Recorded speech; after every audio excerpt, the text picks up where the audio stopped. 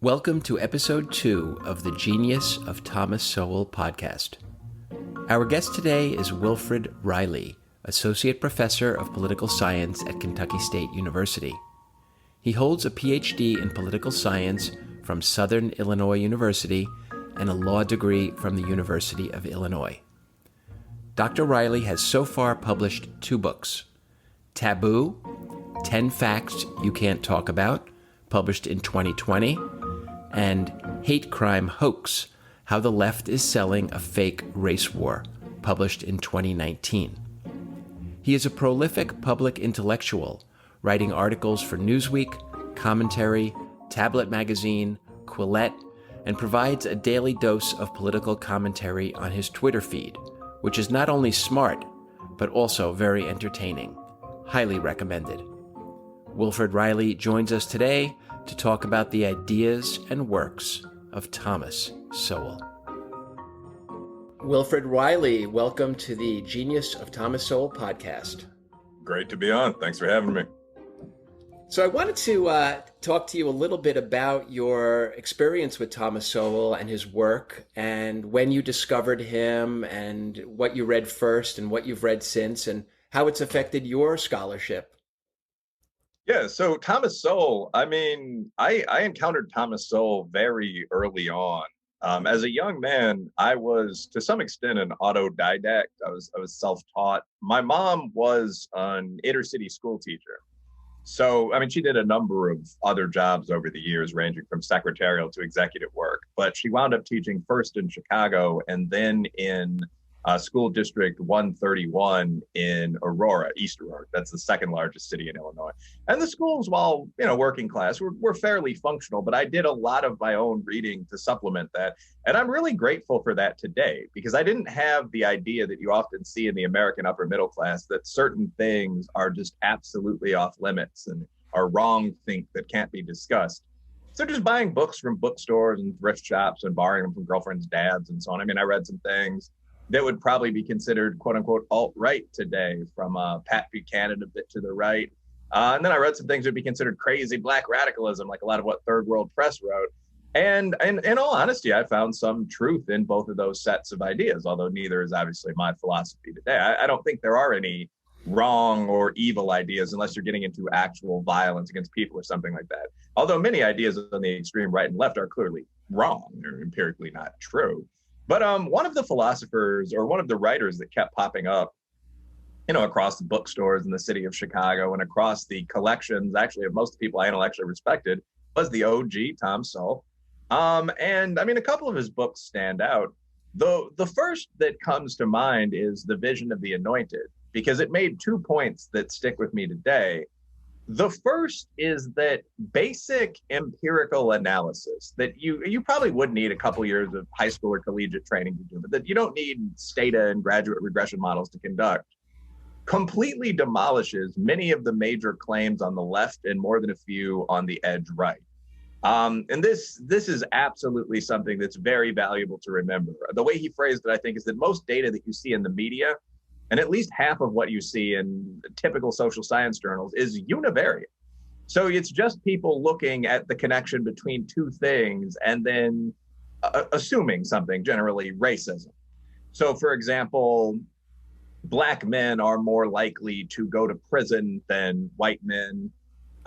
We have, the gap is actually close substantially, but we have slightly lower earnings. You could go on and on with this sort of thing. For that matter, on the positive side, we're more likely to play sports and to do well in that arena. One thing Tom Sowell has pointed out, is that the most common age for a white guy, I believe he was the first person to say this, is 58. The most common age for a black guy is 27. Now, the mean and median averages are a little closer together than that. But if you're looking at any of those 3 variables, it's absolutely relevant that you're talking about, say, a 35-year-old guy and a 52-year-old guy.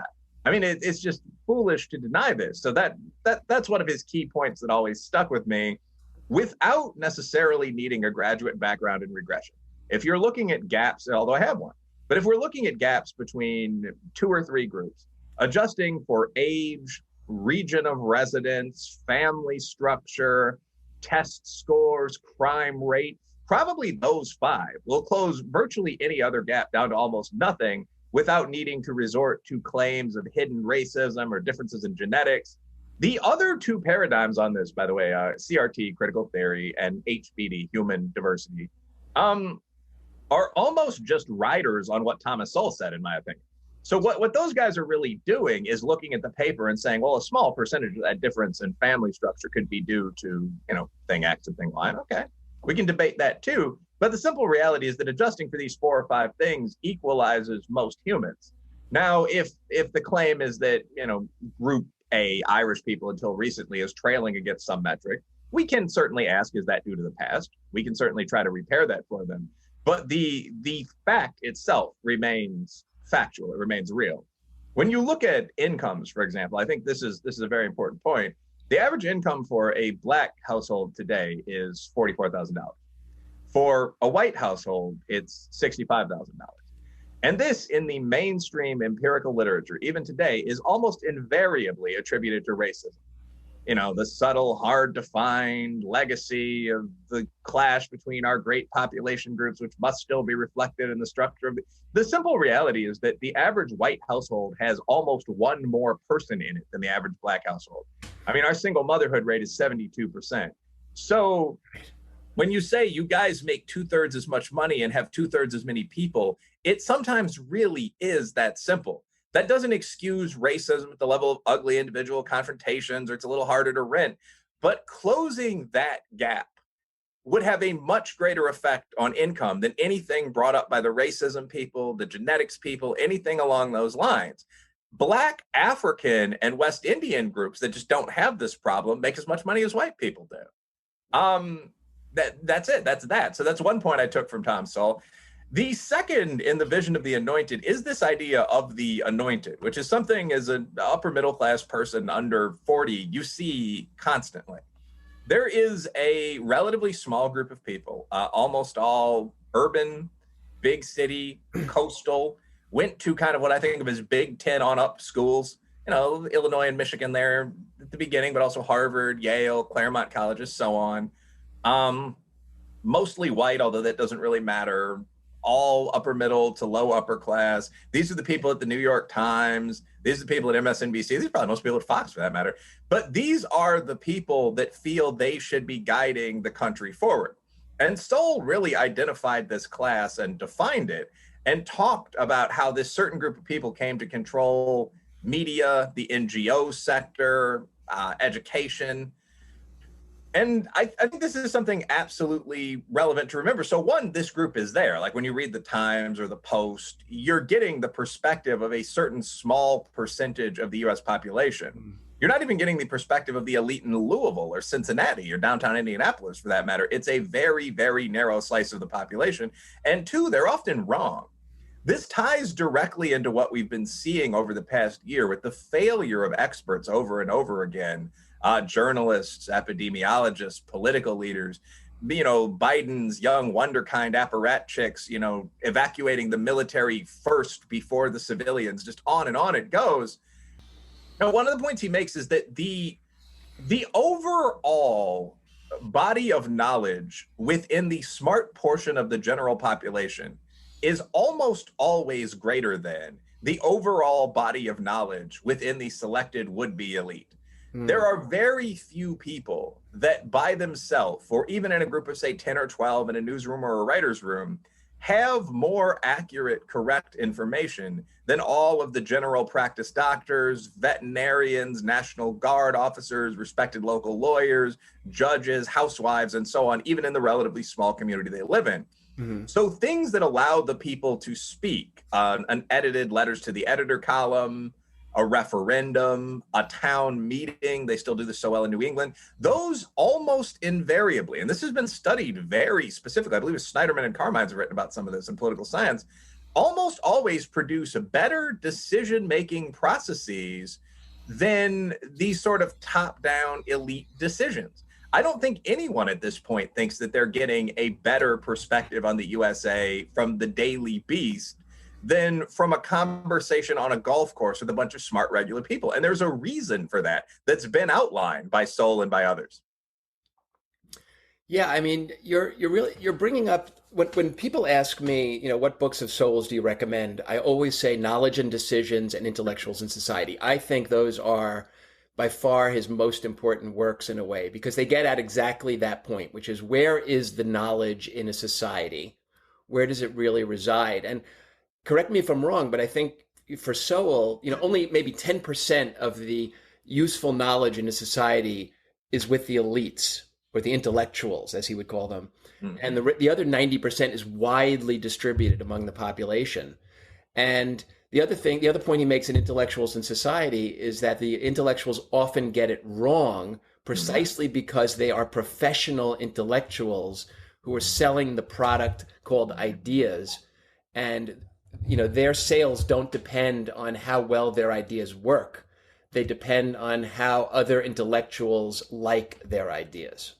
Yeah, I think that there are three problems. So first of all, I don't necessarily like the American habit of saying, well, what do experts know, buddy? I mean, for example, when I mentioned regression modeling, I actually, in my academic articles, do professional linear logistics on regression. That's an actual skill and there are people that are much better than me. I mean, I stop at maybe time series or log ln. I mean, there are people that can make computers do magical stuff and print out whole pages full of charts and graphs you need, two interpreters to get through. But the point is that that actually is a skill. If I conduct this analysis and I say the impact of something on something else, the coefficient is 0.32, someone would have to have that same level of training in order to disagree with me. You couldn't just point at it and say, looks pretty unreliable, professor. There are many discipline specific skills. Practicing surgery, I imagine, would be one of these, landing a plane, so on down the line. So I think there are roles for experts.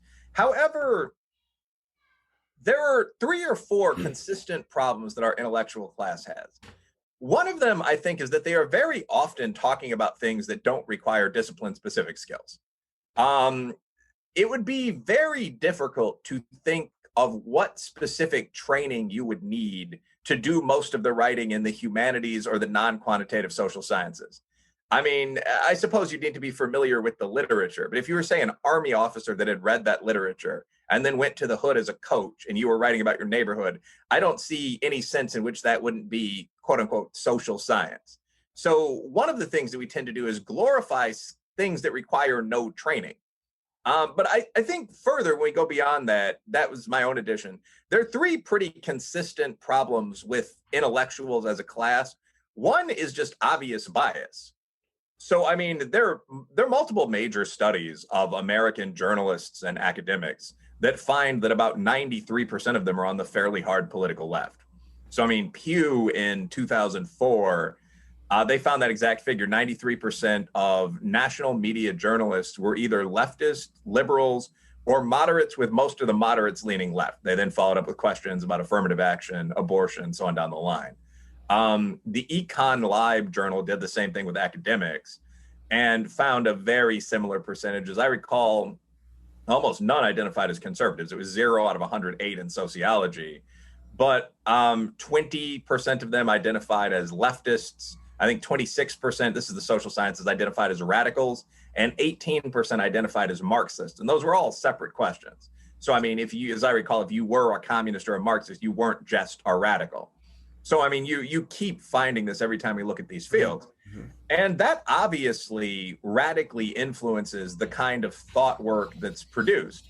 And it's worth asking when people try to defend that and say, well, you can't necessarily prove that. First of all, people have, but it's worth asking, how would people on the mainstream center left treat social science or the grievance studies disciplines if these were 93% dominated by people on the right? And they kept producing non-replicable papers defending colonialism or saying that women just adore being housewives. I mean, it's very easy to imagine the exact alternative. In fact, the Right. two things I just said are much more realistic than a lot of the work we see. So that's problem one. Problem two, I think, would be sort of performative standards. So, I mean, we've existed in the era of affirmative action and more relaxed college admissions now for about 30 or 40 years. So, when people identify as experts, and I think this ties into point one about discipline specific skill, but if you say, I am an expert elementary educator or institutional principal, social worker outside of, the in-practice useful work in the field, just so on down the list, women's studies professor, analyst. What is the actual level of IQ connected to that, and what are the expertise skills that you have? So those 2 points, bias and knowledge, IQ, are pretty relevant when we look at who our experts are. There's also a final one sentence point. Do they have to actually test any of this stuff? And that's why I think most people would trust what a homicide detective said about crime over, a writer from the far left in criminal justice or something like that.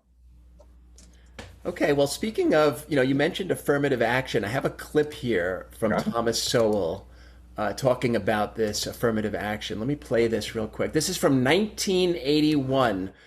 Would it be your feeling that if all the affirmative action programs were discontinued, women and minorities would go ahead much faster than they have under the affirmative action program? Yes, it's not my opinion. The data indicate that, for example, Puerto Ricans had a higher percentage of the national average income before quotas than after. So did Mexican Americans. Blacks are about the same. So there's a marvelous putting of the burden on other people. You're saying here's this massive program that has existed now for a decade, and you're unable to show me the benefits that have come from all this enormous controversy. Well, it certainly has been a revolution insofar as women's participation in the labor force. Not really. No, it hasn't. I know that of my own knowledge. No, you don't know it of your own knowledge, because I've also looked at the same thing. And in the past, you found women overrepresented in many professional occupations, much more so than today. And you find that decline in those occupations much more highly correlated with a lower age of marriage for college women and with more childbearing. And as those two demographic factors have changed, women have also changed in their representation. So there's this whole myth that's been created that this is all a function of political developments of the past decade or so, just will not stand up. So explain to our listeners what you think is really going on in this clip here, because it's a little bit complicated. Sowell's response clearly contradicts his opponent in this debate, but what is he really saying here? Well, I think this is another example of this point that most things are multivariate, and many differences that are attributed to trendy things, racism, vanish almost immediately if you just adjust for anything else. So what the OG is saying there is that the claim being made is what it always is, right? It was the relaxation in racism, the increase in feminism among women and men, affirmative action specifically is the focus here, that brought women into the workforce. And what Sowell is saying is, no, the thing keeping women out of the workforce traditionally had been an early age of marriage. And as you saw social attitudes change, that might be the one contribution of feminism. And as you also saw, frankly, labor-saving devices and sexuality become more relaxed in the 70s and so on, you saw women marrying later, and so you saw more women moving into the workforce. Now, I would actually say that there's probably a role of both variables, but obviously the bigger one is that women are now 25, unmarried with degrees. Because if women in the past at 25 were married with no degree, those people would not have been available to become, much vaunted female executives. So this is what we find in almost every one of these situations. I mean, I've given the example of the race income gap closes entirely if you adjust for, age, region, any aptitude test score, family structure, maybe years of work experience. Again, younger people have fewer of those. Mm-hmm. And you find this just across the board. I mean, I'm less of an expert, if that's a term to use at all, when it comes to men and women. But I mean, at least in terms of statistical number crunching. But I mean, when you look at the gender pay gap, my understanding is that that's about 2%. If you make some very basic adjustments for are women working at all, it truly baffled me in terms of just the level of dishonesty involved. The first time I debated someone on the feminist left who said, well, women make 59 cents to the man's dollar. And I said, working women, right? And this went off into some detours, and it turned out the answer was no. Just adjusting for working moves it up to 78, 79 cents to the dollar. And then are they working in the same job? Are they working the same number of hours for the same number of years? The only even possible form of sexism here, I mean, if we're talking about would a smart, attractive female executive, and those characteristics would also matter for a man, but who's much less likely to encounter problems like arrest than a man would are they going to actually have a tougher time in, say, advertising, marketing law than a guy would with all else equal? I don't think anyone really believes that. The only way sexism comes into play is that women are expected to do more domestic labor. And that's something we can at least talk about in modern relationships with professional women, fair enough. But the initial claim that the same woman is paid 50 cents or 60 cents to the dollar for what the same man is doing, that's just nonsensical. And that's the point Sowell's making here, that you can't say what effect affirmative action has had until you adjust for, the positive impacts of feminism, until you adjust, but beyond that by far, until you adjust for later age of marriage, later age of childbearing. That's always the case. So what she was saying was that affirmative action has improved the situation of minorities and women. And what he was saying is that those improvements came through many other social factors and not through the policy of affirmative action. Is that your understanding of it? Yeah, Tom Sowell wrote an entire book about this, actually, called Civil Rights, Rhetoric, or Reality, and just to not besmirch his name, I mean, he obviously doesn't oppose Brown versus Board of Education or anything like that. Sowell was never the rock-ribbed, quote-unquote, black conservative he's sometimes presented as. But he makes the practical point. I mean, we have to look at this logically as well as ethically. Of course, we all support everyone's right to vote. But when you look at black earnings in the USA, as black business developed under segregation, then as integration began, then as people, working class men, black and white, started flooding into the schools after World War II because of the GI Bill, we saw the black-white income gap dramatically close between, say, 1920, before the Harlem Renaissance, and 1960. All this was before the Civil Rights Act. Right. If you're talking about same-size families, I believe the black income moved from something like 36 to 70 to 80% of the white income. I could be off by a few points. Mm-hmm. But that's where it is today, although you have to adjust for household size now. So his question was, what prompted this gain in incomes, this gain in wealth before civil rights? Right. No one likes racism, but when you just use racism as a default explanation for almost everything, you're doing the listening audience a disservice. At some level, we all know this isn't true. And I mean, I'll say, as a black businessman, I mean, what improved black incomes prior to modern civil rights was fathers taking care of their children. The black, quote unquote, illegitimacy rate dropped from about 25% after slavery to something unbelievable like 9% by the end of World War II. It was people going to school alongside the white and airmen they had served with. Great black colleges. Also, most white colleges were integrated by this point. The competent decisions in the real estate market. It was very specific things. Racism certainly had an effect. I mean, that 20% whatever gap in incomes didn't just appear when you're talking about two-parent families on both sides. But you can't just say, well, the civil rights movement did all this. In fact, we've seen the gap between black and white incomes close more slowly after the civil rights movement, which also, frankly, included a lot of negative stuff, the development of welfare policy and so on, than we have before. Doesn't mean racism is good. It does mean you can't only fight racism and just ignore the impacts of fatherlessness, bad purchasing decisions, a dozen other things. It's perfectly valid to talk about all of those things. And in private, most people, black and white, do. Sowell just wrote books about it with extremely eloquent ones. Now, I mean, one of the things that I love about Thomas Sowell is that he has this ability to reframe a subject in a way that most people never thought about before. And to really make you go, I never thought about that. Let me give you an example, and then I'll play a clip. He talks about, lately we've been talking a lot about the history of slavery and the consequences of slavery. And there seems to be this general belief that slavery was a race-based phenomenon, that it was purely racism, racial. And Thomas Sowell in Black Rednecks and White Liberals wrote a chapter called The Real History of Slavery. And in that discussion, he presents a history of slavery such that slavery was present all over the world for thousands of years. And if anything, Western society like Britain and America should be given the credit for eliminating slavery instead of being criticized for inheriting it. So that's sort of I think a very paradigm shifting viewpoint.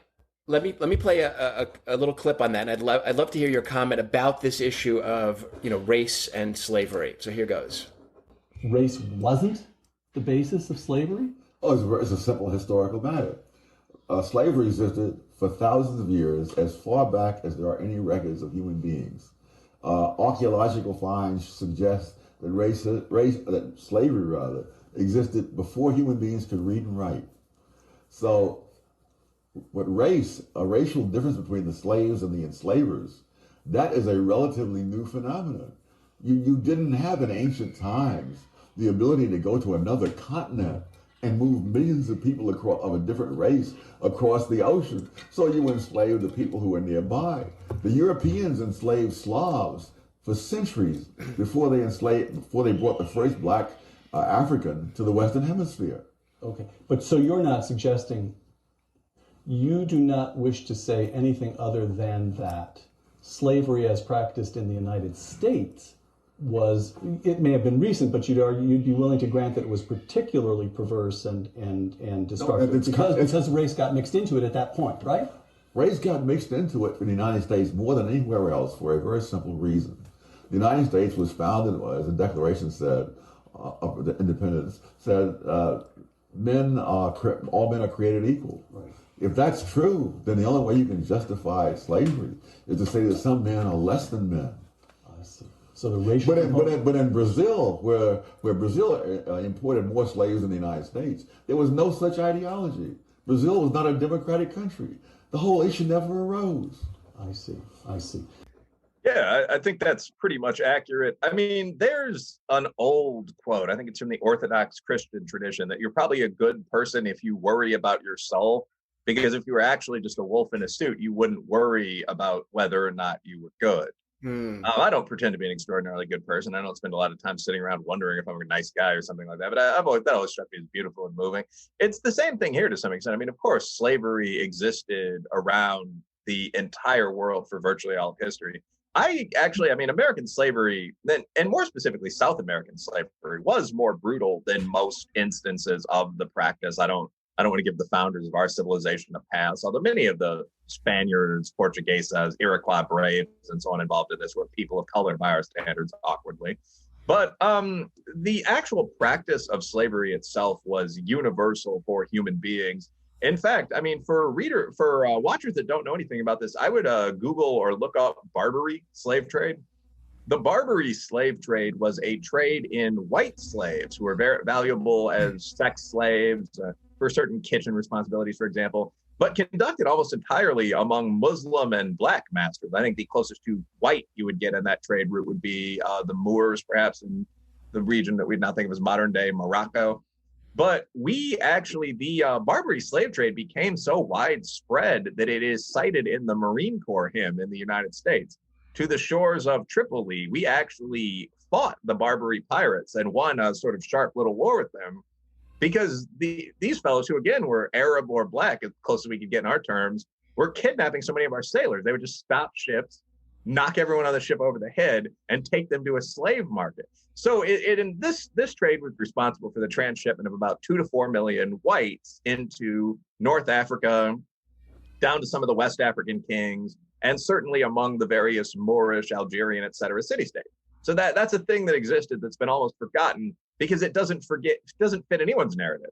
If you're a hard right white guy who might move toward the supremacist direction, you probably don't want to think, well, hell, this went on for hundreds of years and no one stopped that. And if you're a black guy who's demanding certain benefits based on your unique victim status, it doesn't help you that this also went on. It's worth noting that the word for slave, Slav, refers to a specific white ethnic group.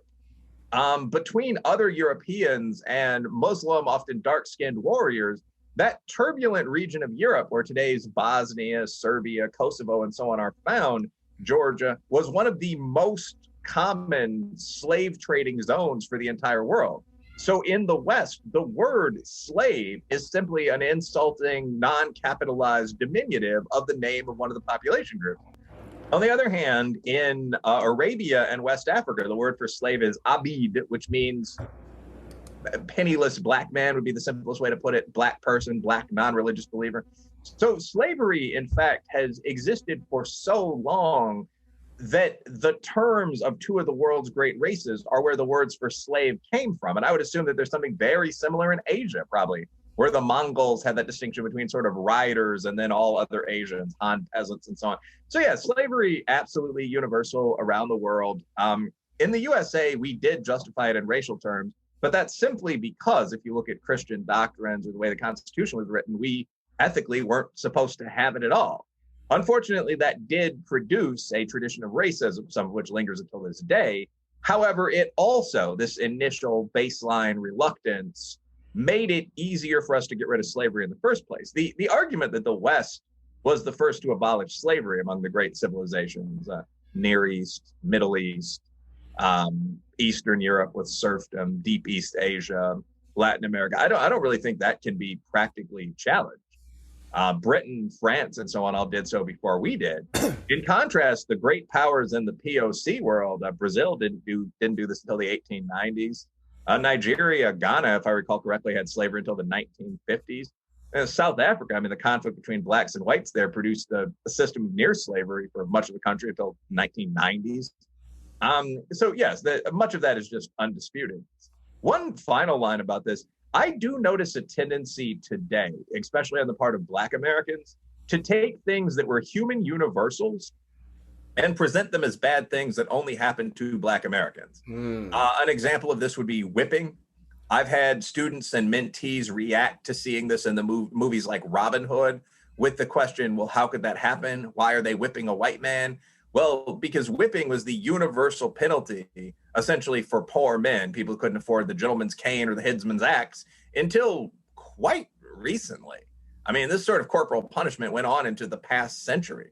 The same thing with the hangman's noose. I mean, the idea is that this represents lynching now to most young people in America. Not really. Hanging was the punishment used for pirates, used for bandits and godin, so on, again, until perhaps 100 years ago. Right. Even lynchings were not universally, or in many states primarily, of Black people. The whole idea in the cowboy films of a posse coming with a rope is an illustration of how this worked. And I mean, if you're in zones, whether that's the Deep South or the Wild West, that had very little law, where you have terms like the one judge west of the Pecos, the way you would deal with, say, a rapist or a thief or a falsely accused one, in the case of many Black and poor white men, but it's just to round up a bunch of guys, get a rope and an axe and kill them.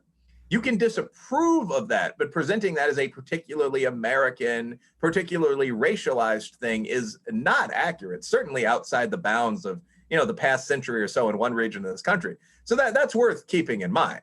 Speaking of that distinction, a lot of times when I hear people say, oh, there's still racism in America, to me, it rings like as if you were to say there's still gravity in America, because there's gravity everywhere and there's racism everywhere in every country in all parts of the world. But people seem to focus on the existence in America as being very distinctive. That's what you're saying, right?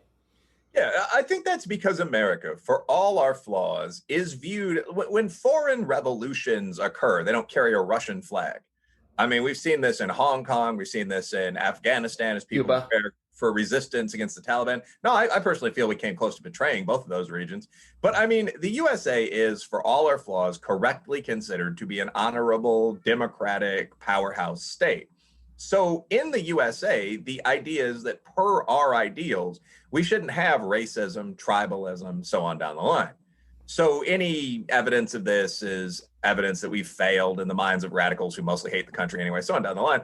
And you can accept this is true and try to eliminate that residual racism. But your point's absolutely valid.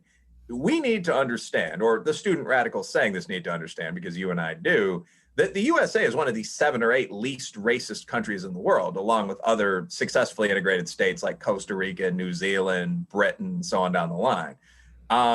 If you mean something specific by racism, you're going to find the most of it either in monoracial states that don't want anyone else coming in. I think you would find fairly high levels of prejudice in both Finland and Botswana, although they're perfectly great places to visit. Or in states where India, for example, people are living cheek to jowl, but don't much like each other. I would assume Palestine and Israel have some of the highest measured levels of racism, anti-Semitism, anti-Islamic feelings on in the world. But we have some of the lowest levels of those things in the world. Yeah, that absolutely needs to be recognized. You can't fairly compare the USA only to heaven. This is an important point. Right. When people say, America, for all its glory and power, still had 7,000 hate crimes last year. We have 350 million people. The question is how we're doing against the rest of the world, not against utopia or ideals that exist only in your mind. I have a quote from Thomas Sowell that I'd like to share with you while I read it. If you have always believed that everyone should play by the same rules and be judged by the same standards, that would have gotten you labeled a radical 60 years ago, a liberal 30 years ago, and a racist today. End quote, Thomas Sowell. Thoughts?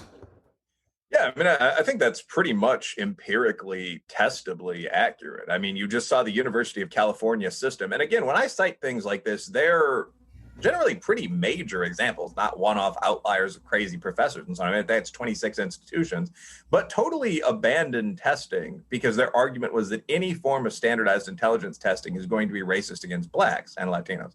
Now, leaving aside how racist that itself is, it's also an illustration of this exact point. If you said, what I favor when it comes to college is perhaps a bit of class-based affirmative action, but beyond that, a scoring system based on grades and test scores, that's it. Varsity athletes get a 3% boost. This is what I would support probably for a large number of at least selective admissions programs. But if you were to say that, yeah, people would immediately accuse you of racism because you are directing Black people to subject themselves to these racist, horrific tests. One of the elephants in the room here, of course, is that standardized testing isn't racist at all. The most challenging portion of specifically the SAT or the GRE is just a math test. No, I personally think ancient Egyptians were dark-skinned Caucasian, so I won't say Black people invented math, but that is the popular belief in much of the USA, and it doesn't make a large amount of sense to say that we can't do it now, 3,000 years later.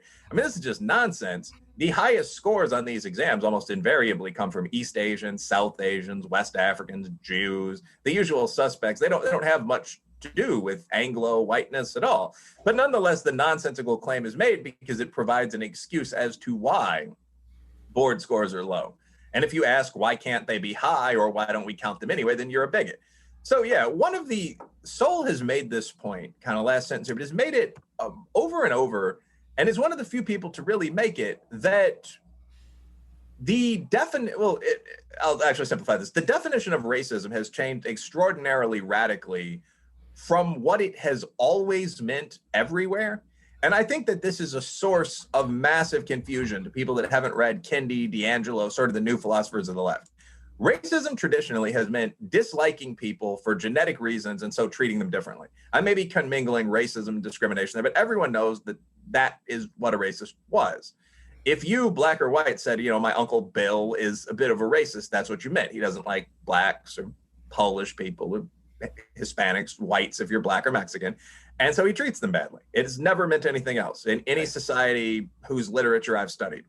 What people are now trying to do is claim that racism means you support ideas that will not produce absolute equality among ethnic groups.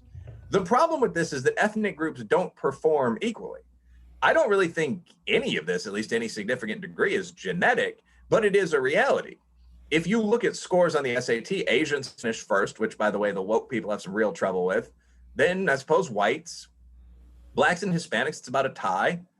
Natives, too few to be counted, or perhaps even below those last two groups the few times I've looked. So what could the test be but racist against, in order, natives and Mexicans and Blacks, or then whites and Asians? A simpler answer might be this could be the order in which those groups study for the test in number of hours. That's almost certainly the answer.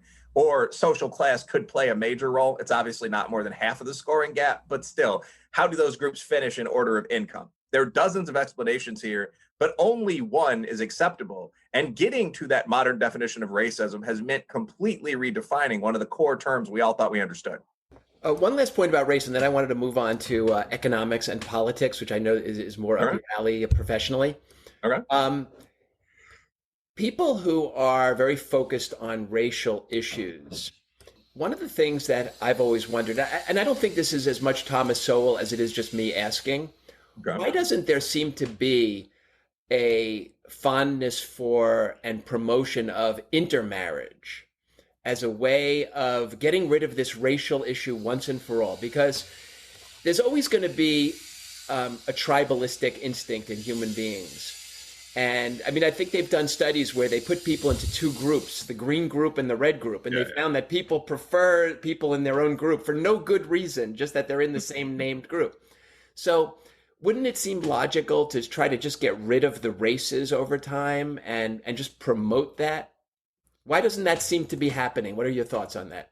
Well, I think the reason a lot of people don't advocate this is that many of the people that intensely discuss race, whether you're talking about, perhaps the Ibram Kendi acolytes, although not the man himself, on the left, over to the alt-right on the far right, I mean, happen to be racist.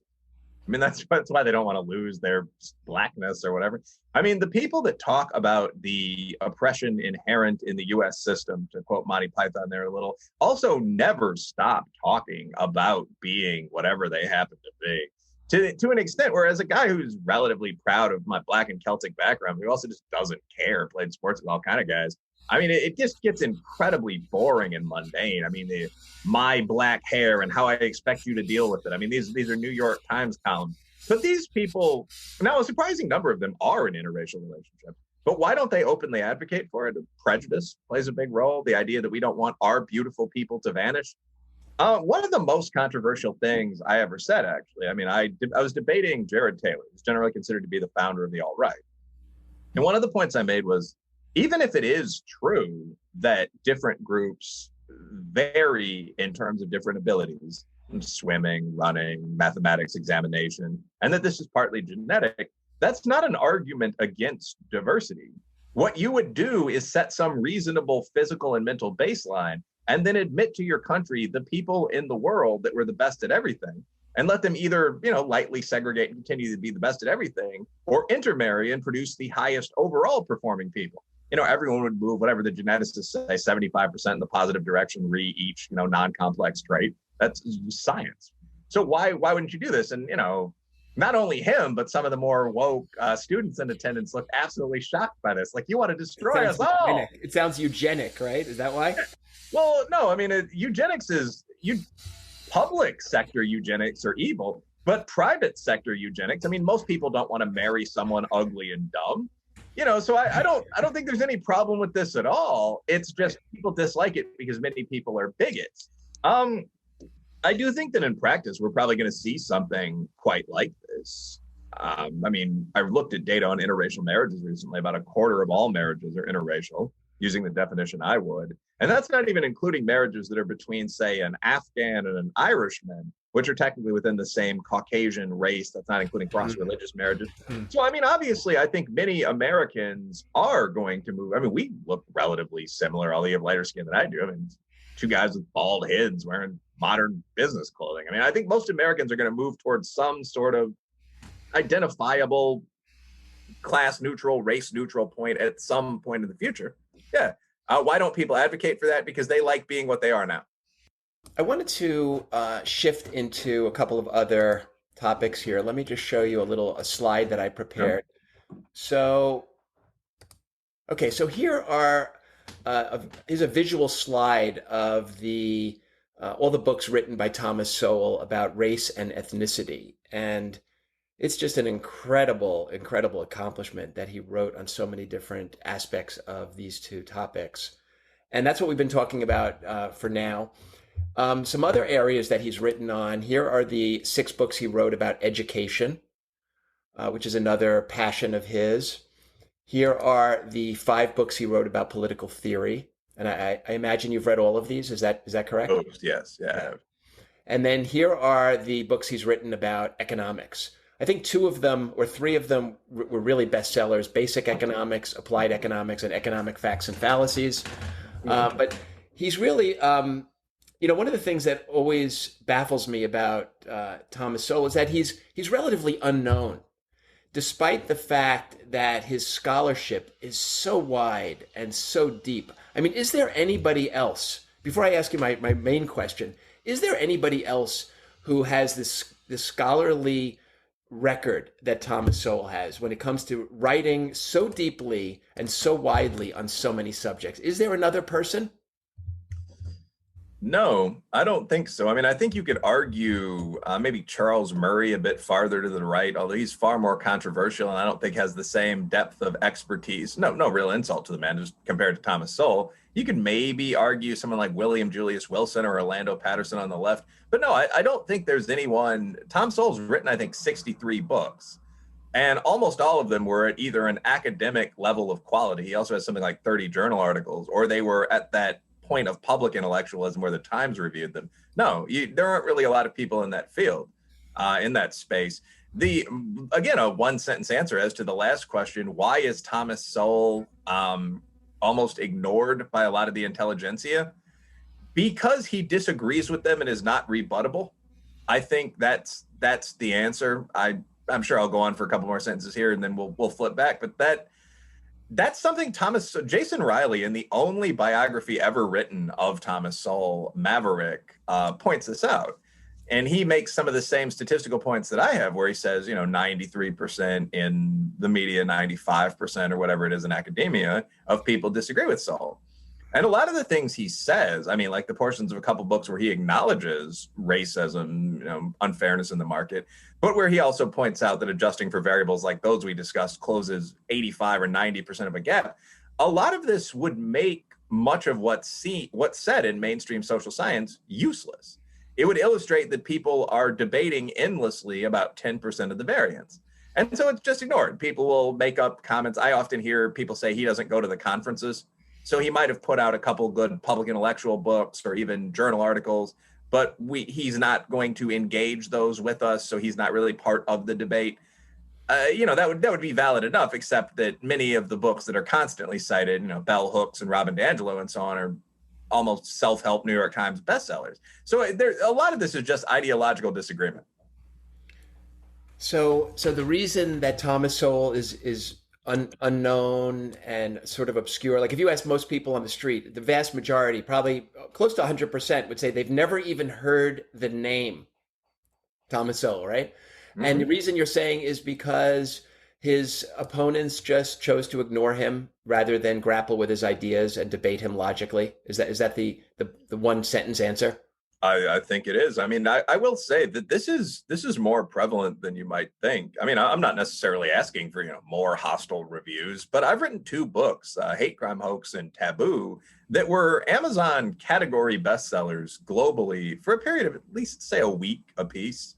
I mean, I happen to know they've sold now into the tens of thousands because I get the report telling me how much money I'm going to make. I mean, it's something to keep track of.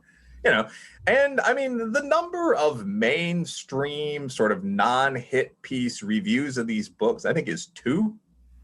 And this is very common when you get into the black press. Like I mentioned, Third World and some of the things that have come out of there that are, obviously angry with the USA, but quite empirical.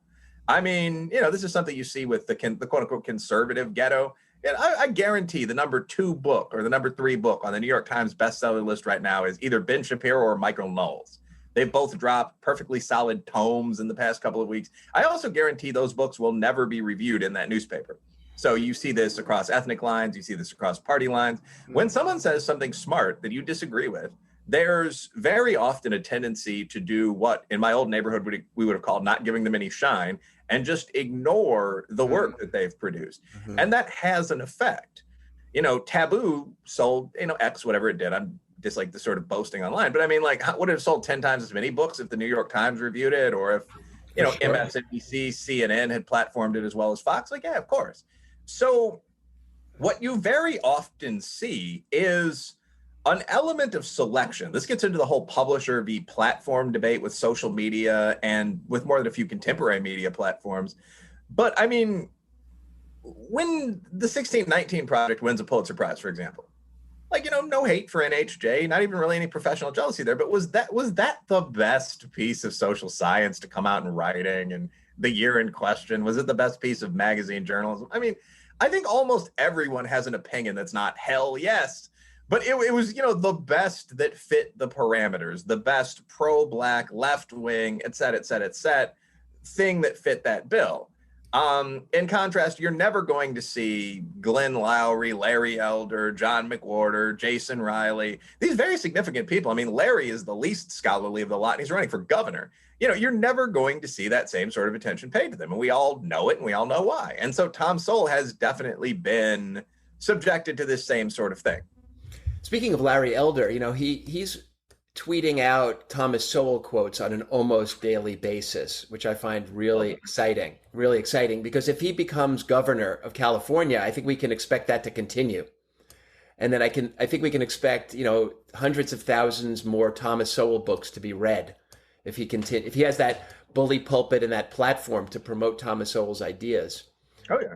So speaking of, so I wanted to show two quotes about economics and political theory that sort of tie in with each other. Okay, the first quote is one of his most famous economic quotes. The first lesson of economics is scarcity. There is never enough of anything to satisfy all those who want it. The first lesson of politics is to disregard the first lesson of economics. Okay, so hold your thought on that for a minute. And let me switch to the second quote. And this is going to be really up your alley, I think. Quote, "Such are the ways of politics, where the crusade of the hour often blocks out everything else, at least until another crusade comes along and takes over the same monopoly of our minds." Thomas Sowell. So, what I want to ask you about is this issue of crusades, which I find a very, very powerful way to look at social phenomenon, that people seem to have a love of and a need for crusading for something, that it somehow gives meaning to their lives. Give us your thoughts on that whole crusade issue. Well, first, I think Sowell does a very good job there of breaking down the distinction between economics and politics. So economics is just reality. There's X amount of, you know, widgets in an ecosystem, and we can divide the widgets up in certain ways. The rich man can get a little more than the poor man, or we can separate them equally, but the number of widgets is fixed. Then there's politics, where you want to begin by imagining an infinite number of widgets, and where you want to come up with beautiful sounding theories about how to distribute these widgets to your preferred block of the population, blacks or poor whites or Christians or whatever else. So the reality of economics often conflicts with the bias and nonsense of politics. So I think he said that pretty well. The crusading in politics is one way of rallying people, again, regardless of whether or not this is consistent with the hard economic realities that exist at the same time. People tend to want things to believe in.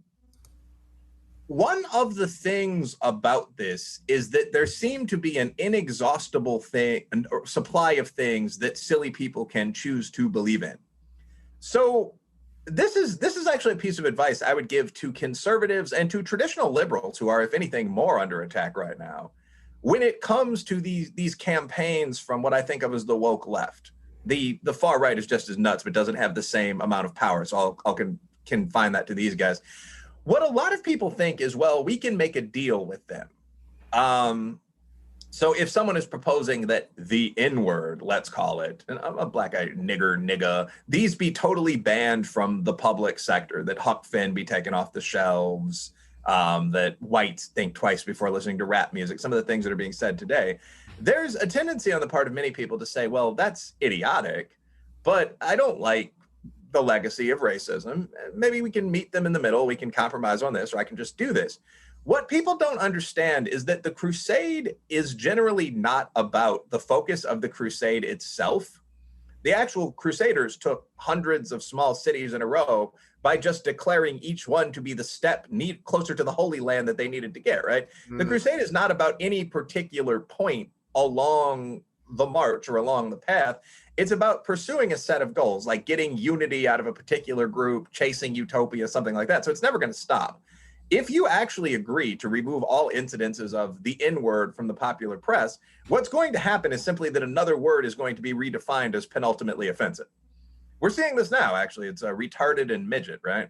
Like, I mean, so if once the battle has been won, the people behind it will then say, and this is just a silly one about the content of books, but they will then say, well, the word retard still appears from, everywhere from high school sports autobiographies to music manuals. Now we fight this and we keep our coalition together.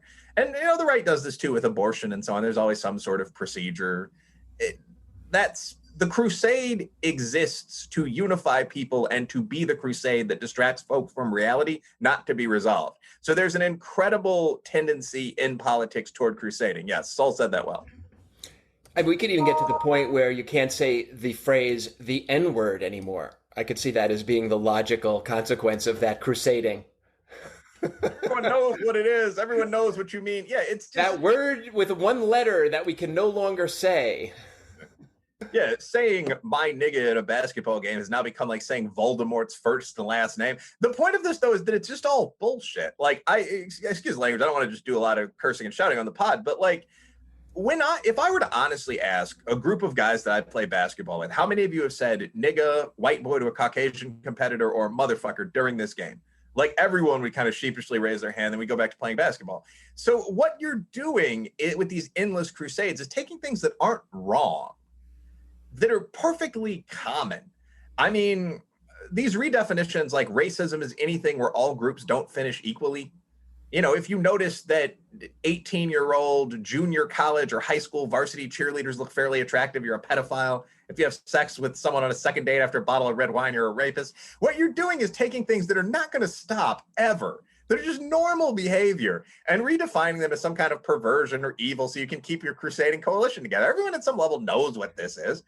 If you ask, like the basketball example I just used, if you asked a bunch of feminist female friends, like, on a first or second date, how many of you have had 5 drinks and hooked up with a guy? Again, it would be 99%. So when you define the normal as abnormal or evil, when you define racism as black guys winning races or Asians doing well on math tests or something like that, you have the permanent crusade, because those things probably aren't going to stop. And you're definitely not going to take the steps to stop them. Like, you're not going to train white jocks to be better athletically if you're coming from this chunk of the left. It's just, the thing is out there. And as long as the thing is out there, we need communism or whatever the proposed solution is. That's the goal of these endless end games. One of Sowell's big concepts is the idea that solutions entail trade-offs. Oh, yes. And a lot of the problems that the left is pointing to, that they're trying to solve by regulating speech and regulating behavior, otherwise normal behavior, historically speaking, is that it's going to cause other problems, that there are going to be trade-offs. And for example, one of the trade-offs that I see in the Me Too movement is a disturbed relationship between men and women that is getting just worse. And, as long as people are aware that there's that trade-off, that's fair. But a lot of times they proceed as if there's no trade-off at all. Yeah, I think the obvious example, even more controversially, is COVID. I mean, so COVID-19, obviously. So first, just for those that might not know what you or I are talking about, although I would suspect the podcast between the two of us is going to have a pretty specific wonk audience that knows who Thomas Sowell is. But Sowell is one of a couple of great economists to make this point, that there aren't any solutions, there are only trade-offs. The example he uses, and I think basic economics, is that in the early 1970s, a baby was thrown across the cockpit of a plane by turbulence in the sky. Terrible situation. The kid was killed, so forth. But the response to that was to tighten up airport security, make all the bulkhead doors one-way locking. Everyone has to wear a seatbelt. There were 5 or 6 different provisions that were put in place. And Sowell calculates that these cost something like $1 billion, which isn't an enormous amount of money. But if that made, say, 10,000 families travel by car rather than by plane, it probably killed 500 people over the period of time that's being discussed. So there's no solution. You didn't solve the problem of kids being killed by airplanes, because it wasn't a problem. It wasn't an epidemic national issue, just blood and bones all over the cockpit every time you got on a plane. You dealt with the tragic loss of this one kid by implementing a policy that is going to make all working class families take the vehicle. And so you killed more people. It sounds terrible to put it that way, but we all know at some level that's true. And this is true across a whole range of situations. Like, I don't actually think the USA responded as badly to COVID as many people think. I think Trump and Biden, this is one thing where neither man screwed up dramatically. You have to deal with 50 state governors. We have federalist policies here. We also have a hell of a lot more ports than they do in New Zealand. Like, I've been a leader, at least at the local level. I mean, for people to say some of this nonsense, at any rate, I think we handled COVID well enough. But I think when you look at some of the US states and when you look at countries like Australia, you are seeing an attempt to disregard trade-off policy in favor of solutions. Right. So Australia, after the vaccine is in place, and I'm a strong advocate of vaccination, by the way, science is real, whether you're on the right or the left. But Australia, after the vaccination's in place, after most seniors are vaxxed, when they're facing a max of maybe 1,000 deaths, elder senior deaths mostly still, locked down NSW, New South Wales, which if I recall correctly is where Sydney is, for a month or more in reaction to, what was it, 10, 12 fatal cases of COVID, you might correct me. That strikes me as an insane overreaction. What you're saying is we're going to keep a city that's near New York sized and the other 2-3 million people in this province indoors. They have a 9:00 p.m. curfew for a month to prevent a 5% increase in the natural death rate. We all want to prevent death. I would certainly give people the option of going to some sort of secured location or getting a fitted in 95 from the government. I would try to protect seniors. But if people say, I'm willing to live, I'm willing to accept this risk, you can't shove them all inside for 1/10 of a year to prevent 1 death per 1,000 or whatever people. That's not how that works. And we've seen these kind of decisions made repeatedly. I don't want to exaggerate this. This turned out to only be in 2 provinces. I'll probably take it down on Twitter. But in Australia, they killed a bunch of the shelter dogs. Like, the idea was that people might come to the shelters in at least 2 large provincial locations and adopt them, thus potentially spreading COVID from the dogs or whatever. So as I understand, they shot them. Like, just the most graphic dystopian nonsense imaginable, because they're unwilling to make this trade-off of, yes, you get to go outside and own a dog, but you're accepting a 1 in 1,000 risk of death. You're accepting a 1 in 100 risk of death every year you're alive. So, I mean, it's just, I do think more people could be well served to read their soul. In your book, Taboo, in chapter 1, you say, taboo, obvious fact number 1, the police are not murdering black people. And then you go into why that statistically is just not the case. The whole country has been in a fever that this is the case. They've been ignoring your chapter 1. And the trade-off that, the solution has been to get the police to back off. Stay in your car. Don't get out. Don't proactively police. Don't pull people over. I've noticed in Los Angeles, for example, I used to get pulled over for running a stop sign, a few times. Now you never even see the police out. It's just a completely different enforcement zone. And that must be costing thousands and thousands of lives. So to save a dozen, we're sacrificing thousands. Is that accurate? It's absolutely accurate. There's actually a paper about this. I like to focus during interviews, so I'm not going to pull it up. But anyone who's interested, this was covered. Vice, I think, ran a piece on it, and they actually gave pretty fair coverage to both sides of the paper. Just look up police shooting deaths down after Black Lives Matter, and you'll find the full thing. There's a second part of this paper, but a group of talented researchers looked at what happened after major Black Lives Matter marches and then sort of orders mandating new police behavior in a couple of major cities. And what they found was absolutely fascinating. They found that the number of black people shot by police, and that poor whites as well, so on Hispanics, I guess, non-poor people that were out robbing stores too, but the number of people shot by police dropped by a figure that would be the equivalent of 300 nationally. Okay. I read this and I was like, maybe I was in the wrong on this issue. But the flip side of the paper is that the number of young men or young black men, as before, I'm a bit confused about which it is without any criticism of either group, but the number of people shot by the police, or the number of people that just got shot, increased by 6,000. Like, the number of people in those cities that got shot by other citizens because the police pulled back was on the order of 6K. It was like 3,000 to 6,000. So, bit of a bumbling intro there, but I think this is what everyone would have predicted, that if you absolutely mandate that the police remain confined to their cars, make stops only when 2 officers witness a hand transfer, whatever, there will be fewer people engaged in violent encounters with the police and thus fewer police shootings. However, probably 10 times as many young brothers and others will just be killed by other people in the gang scene, angry spouse, so on. And that's exactly what we saw. So I think the defund the police movement is actually the logical extension of the solutions without trade-offs mentality, which is like, we could eliminate all people killed by the police if we simply eliminate the police, right? Yeah, I mean, and then, to just take the obvious lob pass toward the hoop, then you see murder triple. And so you've saved 1,000 lives, but you've killed 40,000 people. I mean, yes, that is an absolute excellent summary of what understanding trade-offs as solutions would imply. So when you look at a problem as a leader, it's generally a good idea not to look at that problem in isolation. If you're talking about Me Too, for example, say not enough women feel they have mentors. Why not assign the company's most aggressive male executives to them as mentors?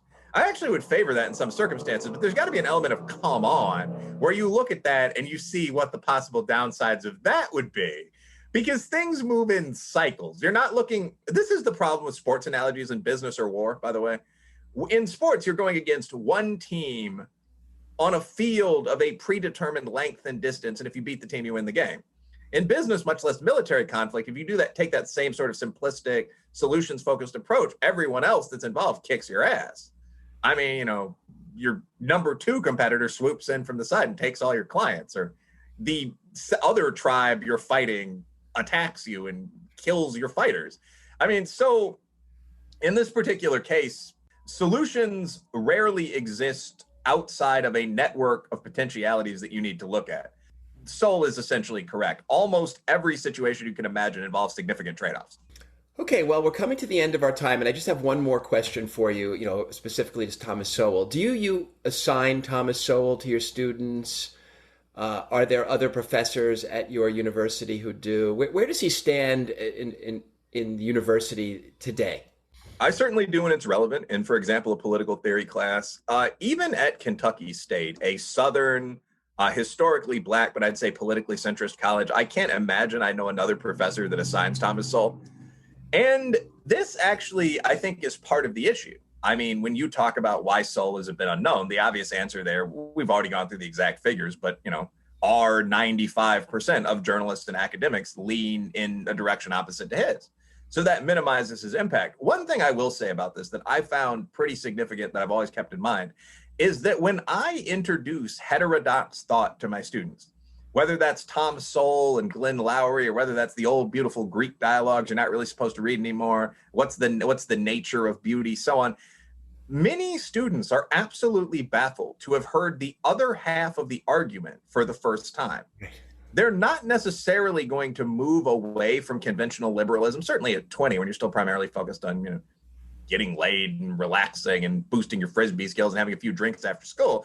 But they're not going to necessarily move away from a well-argued conventional liberalism. But it astonishes them to see that they have never heard the arguments for ultimate truth or Black conservatism or, fiscal stability or 100 other things where there obviously is a counterpoint ever before. So I'll probably keep assigning Sowell as long as this is the case. But the reason it's the case is that not many people assign Sowell. I mean, you really are often in an ideological echo chamber. I love my colleagues. I love higher education. But again, imagine how these institutions would be viewed if 95% of people were on the hard political right. Who is the equivalent figure, the Thomas Sowell in reverse that would be left out there? I would personally say Bizarro Sowell would probably be someone like William Julius Wilson, but we'll never know. Okay, on that note, I want to thank you very much for joining us for the podcast. All right, thanks for having me. Enjoyed it. Thanks, Will.